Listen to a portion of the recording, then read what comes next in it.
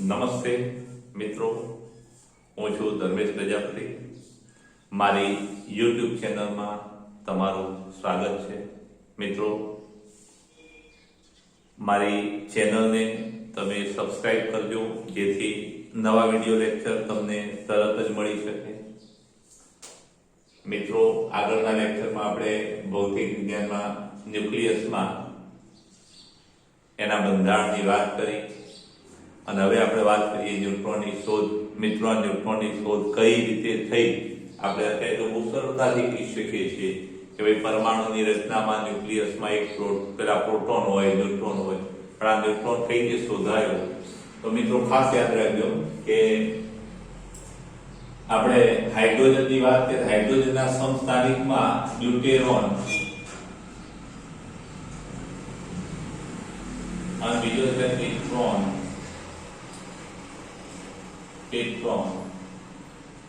અથવા એના ન્યુક્લિયસ ની વાત ના કરતા એના પરમાણુ ની વાત કરીએ તો એને ડ્યુટેરિયમ કહેવાય. મિત્રો, ડ્યુટેરિયમ અને ટ્રિટિયમ. તો મિત્રો, આનું જે દળ છે એ હાઇડ્રોજનના દળ કરતા 2 ગણું અને આનું જે દળ છે હાઇડ્રોજનના દળ કરતા 3 ગણું. એટલે મિત્રો, અહીંયા ડ્યુટેરિયમ અને ટ્રિટિયમ જે હાઇડ્રોજનના સમસ્થાનિક છે અને એનું દળ છે હાઇડ્રોજનના દળ કરતા 2 ગણું અને 3 ગણું.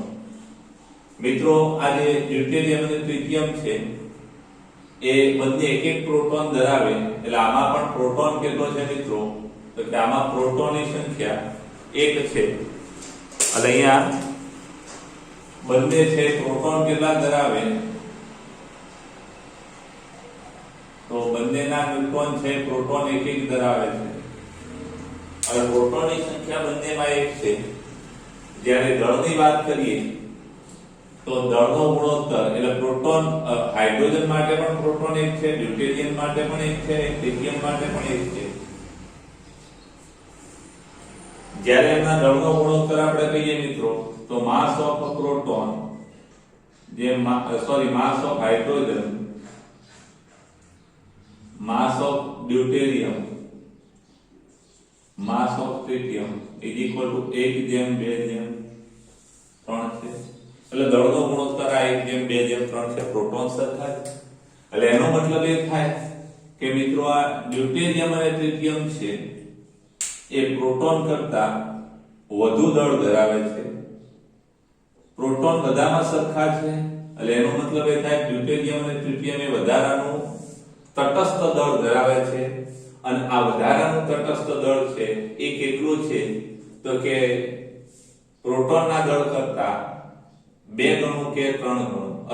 પ્રોટોનના દળ કરતા 1 ગણું વધારે છે અને આ 2 ગણું વધારે છે. એટલે પ્રોટોનના દળ કરતા 1 ગણું અથવા 2 ગણું દળ આ ડ્યુટેરિયમ અને ટ્રિટિયમ વધુ ધરાવે છે. એટલે આના પરથી મિત્રો એવું તારણ કાઢી શકાય કે કોઈ પણ પરમાણુનો ન્યુક્લિયસ છે એ કોઈ પણ પરમાણુમાં ન્યુક્લિયસમાં કેટલાક પ્રોટોન હશે અને એ પ્રોટોન સિવાયનું જે દળ છે એ પ્રોટોનના દળના પૂર્ણ ગુણાંકમાં હોવું જોઈએ. તો આ જે બાબત છે એ બાબત અથવા આ જે તટસ્થ દળ છે એ તટસ્થ દળ પ્રોટોનના દળના પૂર્ણ ગુણાંકમાં છે એ બાબતની સમજૂતી ચેડવિક નામના વૈજ્ઞાનિકે આપી 1932 માં. અને એ જે ચેડવિકની વાત આપણે કરીએ, ચેડવિકે શું કર્યું? બેરિયમ હતો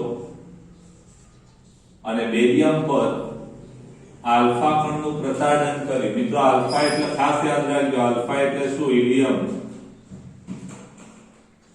હિલિયમના ન્યુક્લિયસને આલ્ફા કહેવાય. એટલે કે બેરિયમ પર આલ્ફા કણનું મારું કરવામાં આવે મિત્રો ત્યારે કોઈ તત્વ બનતું હશે, આપણને ખબર નથી, પણ એ તત્વ ઉપરાંત એક વધારાનો એ તત્વ ઉપરાંત એક તટસ્થ વિકિરણ મળે છે.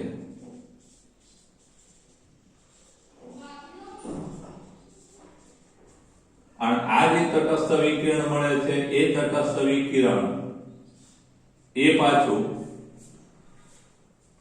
આપણે હિલિયમ છે કે હિલિયમ ત્રણ તત્વો જરા તમે યાદ રાખજો મિત્રો. હિલિયમ, કાર્બન અને નાઇટ્રોજન. હિલિયમ છે, કાર્બન છે કે નાઇટ્રોજન છે, આ ત્રણ તત્વોમાંથી ઇલેક્ટ્રોનને દૂર કરી છે, પ્રોટોનને દૂર કરી શકે. આમાંથી પણ મિત્રો પ્રોટોનને દૂર કરી શકે અને આમાંથી પણ પ્રોટોનને દૂર કરી શકે. એટલે આ જે તટસ્થ વિકિરણ છે એ હિલિયમ, કાર્બન અને નાઇટ્રોજન જેવા હલકા ન્યુક્લિયસમાંથી પ્રોટોનને દૂર કરી શકે. અને મિત્રો આ જે પ્રોટોનને દૂર કરી શકે એટલે આ જે વિકિરણ છે એ ખૂબ ઊંચી ઉર્જા ધરાવતો હોવું જોઈએ. અને આની જે ઉર્જા છે તટસ્થ વિકિરણની એ આપણે મેળવવી હોય તો વેગમાન અને ઉર્જા સંરક્ષણના નિયમનો ઉપયોગ કરી અને આ તટસ્થ વિકિરણની ઉર્જા મેળવીએ તો આની જે ઉર્જા છે એ ઉર્જા કેટલી મળે છે તો કે આલ્ફા કણની ઉર્જા કરતા પણ વધુ મળે છે. અને આલ્ફા કણની ઉર્જા કરતા પણ વધુ ઉર્જા મેળવતો આ વિકિરણ છે. એ સમયે તટસ્થ વિકિરણમાં માત્ર ફોટોન જ આ વિકિરણ, આ તટસ્થ વિકિરણ છે એ ફોટોન, એટલે કે આ ફોટોન હોવું જોઈએ પણ ફોટોન છે આટલી બધી ઉર્જા ધરાવી શકે નહીં મિત્રો. અને માટે આ બાબત સમજાવવા માટે આ ચેડવિકે એવી ધારણા બાંધી કે આ તટસ્થ વિકિરણ એ બીજું કંઈ નહીં કોઈ કણ હોવું જોઈએ અને એ કણ કે જેનું દળ છે એ કણનું દળ કેટલું હોય કે પ્રોટોનના દળ જેટલું હોવું જોઈએ. અને એ જે કણ છે એનું નામ ન્યુટ્રોન આપ્યું અને એ જે ન્યુટ્રોન છે એ પ્રોટોનના દળ જેટલું છે અને એનું દળ માસ ઓફ ન્યુટ્રોન કેટલું તો પ્રોટોનનું દળ 1.00 પછી આપણે 7 લેતા અહીંયા મિત્રો 866 યુનિટ. આ ખાસ યાદ રાખજો. એને કેજી માં ફેરવતા 866 યુનિટ. આને કિલોગ્રામમાં ફેરવવા હોય તો મિત્રો 1.66 × 10⁻27 વડે ગુણી અને કેજી માં ફેરવી શકાય. અને મિત્રો આ જે ન્યુટ્રોનની શોધ બદલ આ ચેડવિક છે એને નોબેલ પુરસ્કાર મિત્રો 1935 માં મળેલો મિત્રો.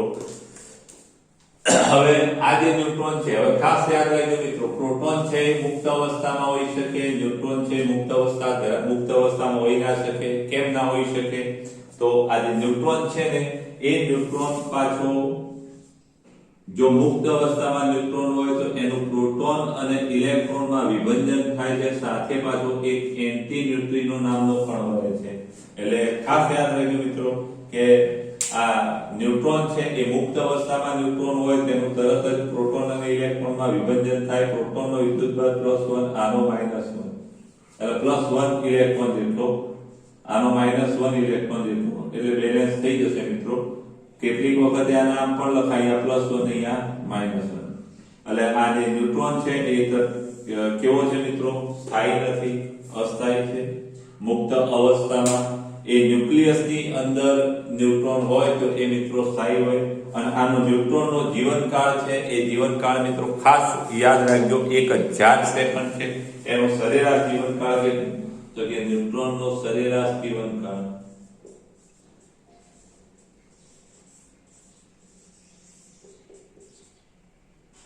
1000 સેકન્ડ. 1000 સેકન્ડ છે. હવે મિત્રો ન્યુક્લિયસના બંધારણની આપણે વાત કરીએ તો આ ન્યુક્લિયસનું બંધારણ કેવું હોઈ શકે તો ન્યુક્લિયસનું બંધારણ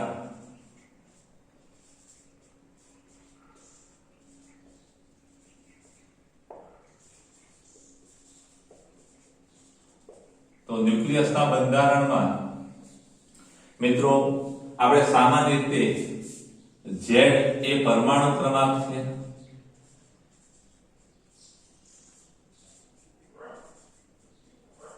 અથવા એને શું કહેવામાં આવે છે તો કે ન્યુક્લિયસમાં પ્રોટોનની સંખ્યા.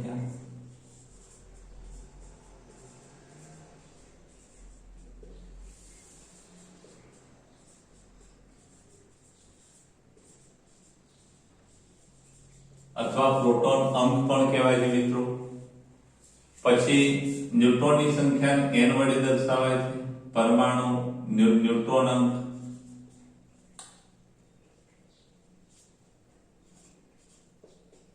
ક્રમાંક અથવા ન્યુક્લિયસમાં ન્યુટ્રોનની સંખ્યા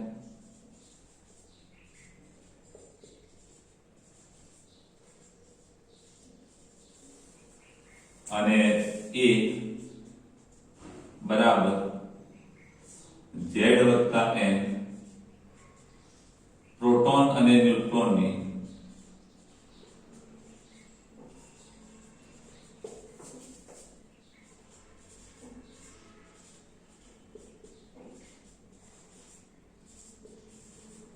કુલ સંખ્યા અને એને મિત્રો ન્યુક્લિયોન અંક કહેવાય છે.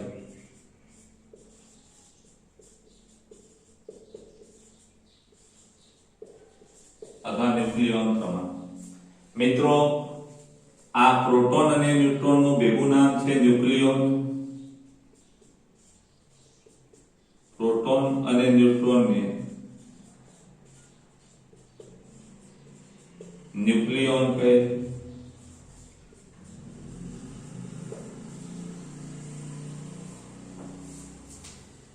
આને પરમાણુ દળાંક પણ કહેવાય છે મિત્રો.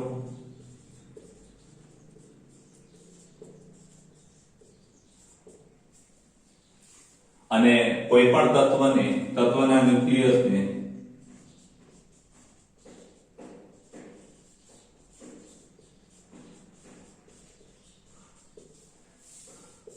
x z a વડે દર્શાવાય છે.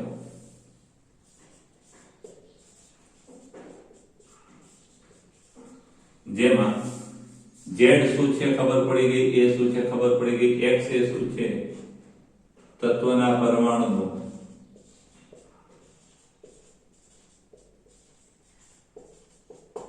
રાસાયણિક સંકેત.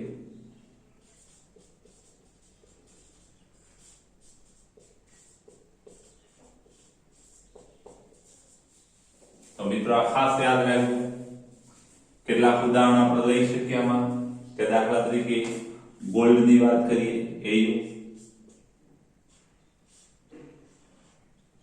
કે જેનો પરમાણુ ક્રમાંક 79 અને પરમાણુ ક્રમાંક 197 છે મિત્રો. I think 197. તો આમાં Z બરાબર કેટલા સોના માટે તો Z 79 એ 197 અને માટે n ન્યુટ્રોન કેટલા મિત્રો ન્યુક્લિયસમાં. તો આમાંથી આ બાદ કરીએ મિત્રો. આમાંથી આ બાદ કરતા આપણો જવાબ આવશે 197 માઈનસ 79 118 ન્યુટ્રોન આટલા છે. એટલે મિત્રો આમાંથી આ બાદ કરો તો એટલા ન્યુટ્રોન વધારે છે. મિત્રો આ જે AU છે એ કેટલા સમસ્થાનિક ધરાવે તો ખાસ યાદ રાખજો 173 થી 204 એ બરાબર 173 થી એ બરાબર 204 એમ કુલ કેટલા તો 32 સમસ્થાનિક ધરાવે.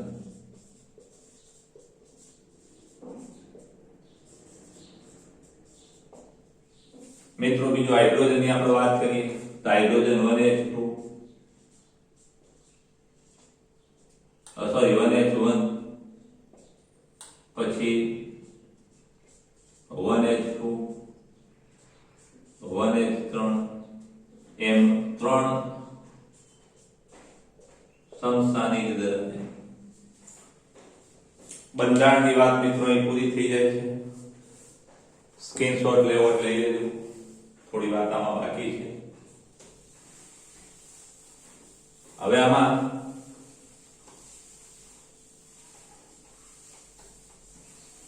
પ્રશ્ન એવો પૂછાય મિત્રો સમસ્થાનિક આઇસોટોપ સમસ્થાનિક એટલે આઇસોટોપ આઇસોટોન આઇસોબાર. તો ખાસ યાદ રાખજો કે આઇસો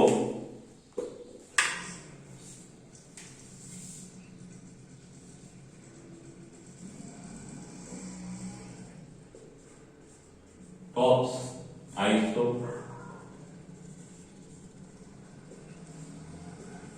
ટોન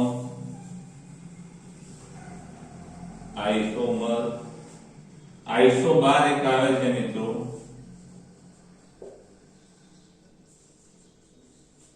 આપણા સિલેબસમાં કદાચ ના દેખાતું, ચિંતા નહીં કરતા, પણ આવડવું જરૂરી છે. તો મિત્રો અહીંયા ખાસ યાદ રાખજો કે આઇસોટોપ્સમાં પરમાણુ ક્રમાંક Z સમાન,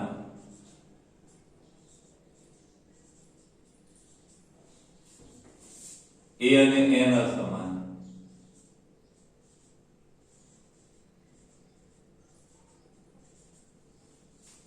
અહીંયા આઇસોટોન તો N સમાન,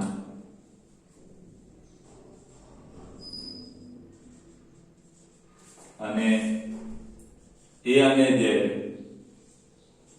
અસમાન, અને આઇસોમર એમાં A સમાન,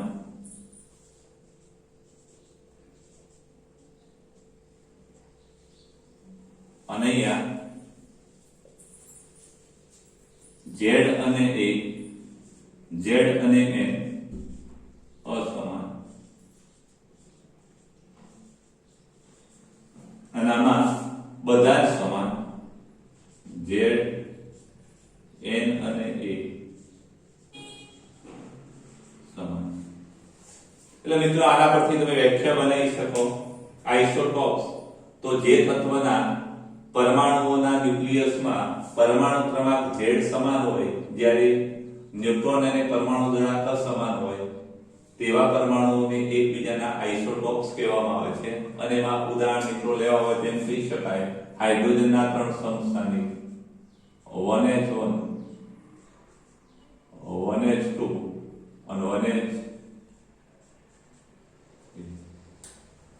હાઇડ્રોજનના 3 સમસ્થાનિક છે મિત્રો. પછી બીજા મિત્રો કાર્બન 12, કાર્બન 13 અને કાર્બન 14. પછી મિત્રો આઇસોટોન તો જે પરમાણુના ન્યુક્લિયસમાં, જે તત્વના પરમાણુના ન્યુક્લિયસમાં ન્યુટ્રોનની સંખ્યા સમાન હોય, જ્યારે પરમાણુ દળાંક અને પરમાણુ ક્રમાંક સમાન હોય, તેમને એકબીજાના આઇસોટોન કહે છે. અને એના ઉદાહરણમાં મિત્રો આપણે કેટલાક ઉદાહરણ લઈ શકીએ કે દાખલા તરીકે 1H3 અને 1H3 અને 2H4. તો 3 માંથી 1 જાય 2, 4 માંથી 2 જાય 2, એટલે આ બંનેમાં ન્યુટ્રોન કેવા? સરખા. બીજા ઉદાહરણ તમે આ રીતે વિચારી શકો. આઇસો 12, પેલો 12 આવશે મિત્રો, પછી નંબર. તો આઇસો 12 તો જે પરમાણુના ન્યુક્લિયસોમાં પરમાણુ દળાંક સમાન હોય, જ્યારે પરમાણુ ક્રમાંક અને ન્યુટ્રોનની સંખ્યા સમાન હોય, તેને એકબીજાના આઇસો 12, એને આપણે સમદળી પણ કહીએ છીએ મિત્રો. આઇસો 12 ને સમદળી.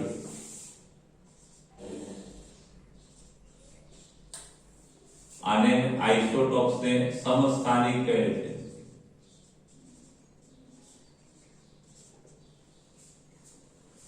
તારા ઉદાહરણમાં મિત્રો પરમાણુ દળાંક A સમાન હોય, એટલે આપણે એમ કહી શકીએ કે 1H3 અને 2H હિલિયમનો એક ન્યુક્લિયસ, હિલિયમનો એક સમસ્થાનિક છે મિત્રો. આના પરમાણુ દળાંક સમાન છે. બીજા ઉદાહરણો તમે આવા બનાવી શકો મિત્રો. કાર્બનનો સમસ્થાનિક એક છે, કાર્બન 12 13 14 6, અને બીજો નાઇટ્રોજન પણ 14 7 2. એટલે આ બે કેવા છે? એકબીજાના સમસ્થાનિક છે મિત્રો. ખાસ યાદ રાખજો, અહીંયા કાર્બનમાં 6 હોય મિત્રો, અહીંયા ખાસ યાદ રાખજો. અને મિત્રો આઇસોમર તો એમાં N, Z અને બધા જ સમાન હોય, પણ એના રેડિયોએક્ટિવ ગુણધર્મો જુદા જુદા હોય. રેડિયોએક્ટિવ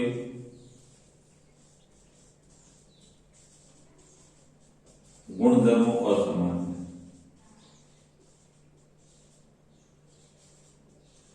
તો એને આપણે આઇસોમર, અને આમાં મિત્રો એક બ્રોમિન ખાસ યાદ રાખજો. તો આ સ્ક્રીનશોટ લેવો હોય તો લઈ લેજો મિત્રો.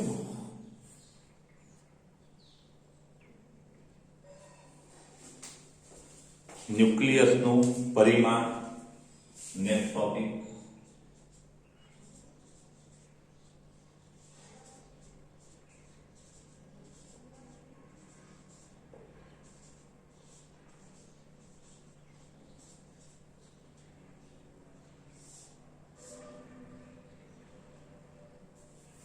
તો મિત્રો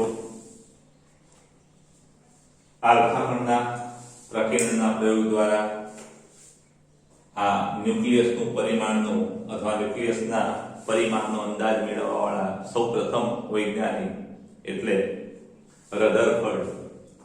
અને રધરફર્ડ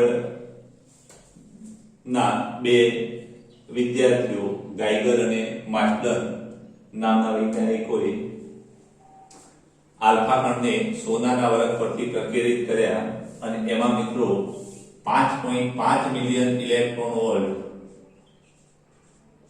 ઉર્જા ધરાવતા આલ્ફા કણો ને સોનાના વરખ પરથી પ્રકીર્ણિત કર્યા અથવા સોનાના વરખ પર મારો કરવામાં આવ્યો ત્યારે મિત્રો એ જે આલ્ફા કણો છે એનું ન્યૂનતમ અંતર કેટલું મળ્યું? તો આલ્ફા કણનું ન્યુક્લિયસ સાથેનું લઘુત્તમ અંતર જે છે મિત્રો એ લઘુત્તમ અંતર જેને આપણે ડી કહીએ, લઘુત્તમ અંતર અથવા ન્યૂનતમ અંતર જે છે એ 4 × 10⁻15 મીટર સુધીનું મળ્યું. મિત્રો આ જે આલ્ફા કણના ગતિપથ માટેની ગણતરીઓ કરી એમાં રધરફર્ડે કુલંબી અપાકર્ષણ બળની વાત કરી. એટલે આ કુલંબી અપાકર્ષણ બળ એટલે કે આ જે આલ્ફા કણ છે એ ન્યુક્લિયસના દર વિદ્યુતભાર પર કુલંબી અપાકર્ષણ બળ અનુભવતો. દાખલા તરીકે આ ન્યુક્લિયસ છે અને ન્યુક્લિયસ પર આલ્ફા કણ છે એ કુલંબી અપાકર્ષણ બળ અનુભવતો બધી જ ગતિ ઉર્જા સ્થિતિ ઉર્જા રૂપાંતરથી પાછો આવશે મિત્રો. હવે મિત્રો ખાસ યાદ રાખજો કુલંબ બળની નો ઉપયોગ કરીને ગણતરી કરી છે. જો આની ઉર્જા વધારવામાં આવે, આ જે ઉર્જા છે મિત્રો આલ્ફા કણની ઉર્જા, એ આલ્ફા કણની ઉર્જા જો વધારવામાં આવે તો આલ્ફા કણની ઉર્જા વધારવામાં આવે આ જે આલ્ફા કણ છે એ વધુ નજીક જે આલ્ફા કણ છે એ વધુ નજીક જઈ પાછો આવશે. એટલે મિત્રો વધુ ઉર્જાવાળો આલ્ફા કણ છે ન્યુક્લિયસની વધુ ને વધુ નજીક જઈ પાછો આવશે અને વધુ નજીક જઈ પાછો આવશે એટલે આ ડી નું મૂલ્ય હજુ નાનું બનતું જશે. અને મિત્રો એક પરિસ્થિતિ એવી આવશે કે આલ્ફા કણનું મૂલ્ય એટલું વધી જશે, એટલું વધારવામાં આવે કે આલ્ફા કણ અહીંયા જે કુલંબી અપાકર્ષણ બળ છે એ કુલંબી અપાકર્ષણ બળોમાં નહીં પણ ન્યુક્લિયર બળો ઉદ્ભવવાનું ચાલુ થાય. ન્યુક્લિયર બળો ઉદ્ભવવાનું ચાલુ થાય એટલે મિત્રો સમજી લેવાનું કે એની દિવાલ સુધી પહોંચી ગયો છે અને ત્યારે જે ત્રિજ્યા મળે અથવા કેન્દ્રથી અંતર મળે એ શું હશે? તો એ ન્યુક્લિયસની ત્રિજ્યા હશે મિત્રો. અને માટે આપણે એમ કહી શકીએ કે એ ક્યારે ખબર પડે મિત્રો કે આ છેક ન્યુક્લિયસ સુધી પહોંચી ગયો છે? તો મિત્રો જે પરિણામો આ રધરફર્ડના અપાકર્ષણના નિયમના આધારે જે પરિણામો મળવા જોઈએ એના કરતા કંઈક જુદા પરિણામો મળવાનું ચાલુ થાય મિત્રો.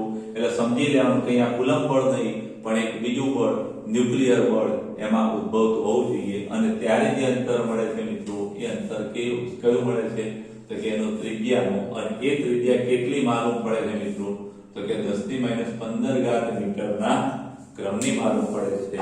હવે આગળ આપણે વાત કરીએ મિત્રો કે વધુ ચોકસાઈથી ન્યુક્લિયસનું પરિમાણ શોધવું હોય તો મિત્રો ઇલેક્ટ્રોન ખૂબ ઊંચી ઉર્જા ધરાવતા ઇલેક્ટ્રોનને આપણે ન્યુક્લિયસ પર પ્રક્ષિપ્ત કરીએ અને એ રીતે આપણે આ ન્યુક્લિયસનું પરિમાણ મેળવીએ તો ખૂબ ચોકસાઈથી આ ન્યુક્લિયસનું પરિમાણ મળે છે મિત્રો. આ બધા જ પ્રયોગોના આધારે આ જે ન્યુક્લિયસની ત્રિજ્યા છે, ન્યુક્લિયસની લાક્ષણિક ત્રિજ્યાનું સૂત્ર, એ સૂત્ર તમારે ખાસ યાદ રાખવાનું મિત્રો. ખાસ બરાબર કે ન્યુક્લિયસની ત્રિજ્યાનું લાક્ષણિક ન્યુક્લિયસની ત્રિજ્યા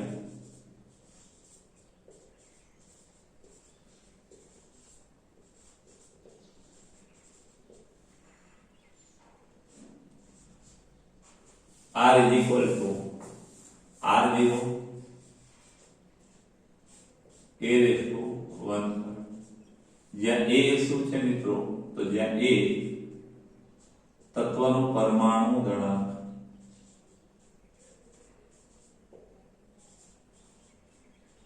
તત્વનો પરમાણુ દળાંક છે મિત્રો। R0 એ અચળાંક છે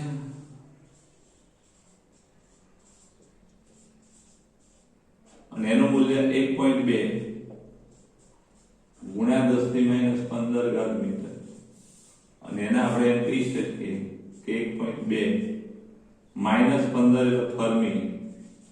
ખાસ યાદ રાખજો -15 એટલે ફર્મી। આપણે એક બીજી એબીસીડી વાળો જ લખીએ।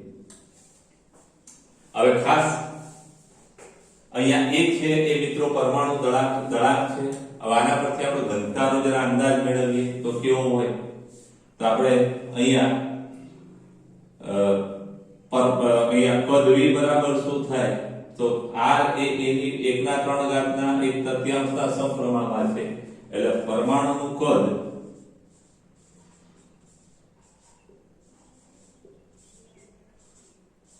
v is equal to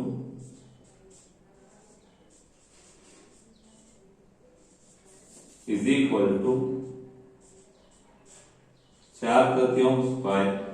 મિત્રો r ની જગ્યાએ શું લખાય તો કે r0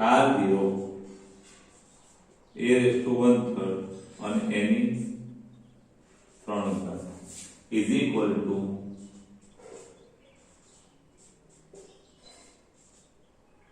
r0 ની 3 ઘાત a ની 3 ઉડી જાય એટલે a।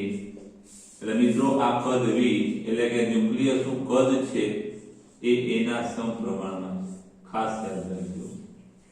આને આપણે આમ કહી શકીએ આ બધો અચળાંક છે એટલે આને આમ કહેવાય મિત્રો કે v બરાબર કોઈ અચળાંક k into a। આને આપણે મિત્રો આ લાલ કલર થી જે રાઉન્ડ મારીએ એને આપણે k કહી દઈએ। આ કોઈ અચળાંક k તો k k।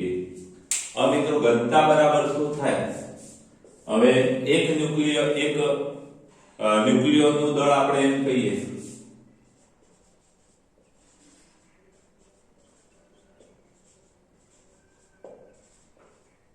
એમ હોય તો ન્યુક્લિયસનું કુલ દળ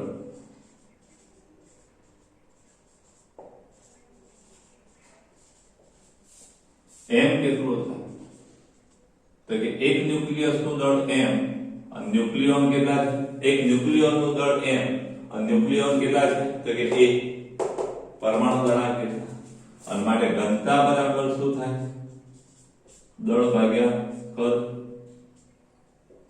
ઘનતા દળ કેટલું m અને ભાગ્યા v k એ ઉડી જાય મિત્રો એટલે m/k ઘનતા આપણને અચળ મળે। મિત્રો ન્યુક્લિયોનનું દળ આ અચળ હશે પ્રોટોન કે ન્યુટ્રોનનું લગભગ દળ સમાન હોય k પણ અચળાંક છે એટલે ન્યુક્લિયસની ઘનતા છે અચળ મળે છે અને એ મિત્રો ગણતરી કરતા 2.3 ગુણ્યા 10⁻17 ઘાત મળે છે। પાણીની ઘનતા કેટલી છે રો વોટર તો 10⁻3 ઘાત। આમાં આ ખીચોખીચ જેમ પાણીમાં કોઈ જગ્યા નથી હોતી એમ ન્યુક્લિયસની વાત કરીએ ને આપણે તો એ પાણીમાં પણ નાના કણો ખૂબ ખીચોખીચ ભરેલા છે એટલા માટે એને પ્રવાહી બુદ્ધની જેમ આ ન્યુક્લિયસને ધારવામાં આવે છે। ન્યુક્લિયસની ઘનતા જે ખરી મિત્રો પાણીની ઘનતા કરતા 2.3 ગુણ્યા 10⁻3 બાદ કરો એટલે 14 ઘાત ગણી છે। મિત્રો આ ખાસ યાદ રાખજો। આમાં ન્યુક્લિયસના પરિમાણમાં MCQ ગણવા માટે આ એક સૂત્ર બહુ અગત્યનું છે એ યાદ રાખજો। દાખલા તરીકે તમને એમ કીધું હોય કે ભાઈ કોઈ એલ્યુમિનિયમ છે કે જેનો પરમાણુ દળાંક 27 છે બરાબર તો અહીંયા a બરાબર 27 અને a બરાબર 27 માટે r is equal to r0 a⁻⅓ r0 1.2 fermi અને a એટલે 27 ની 1/3 ઘાત 1.2 ફર્મી 27 એટલે 3 તરીને 3 ની 3 ઘાત એટલે 1.2 ગુણ્યા 3 3 દુ 6 3 એકુ 3 એટલે r બરાબર આટલા ફર્મી થાય। મિત્રો આ રીતે તમે ન્યુક્લિયસની ત્રિજ્યા ગણી શકો। મિત્રો સ્ક્રીનશોટ લઈ લેજો, સારા અક્ષરે ઉતારી દેજો।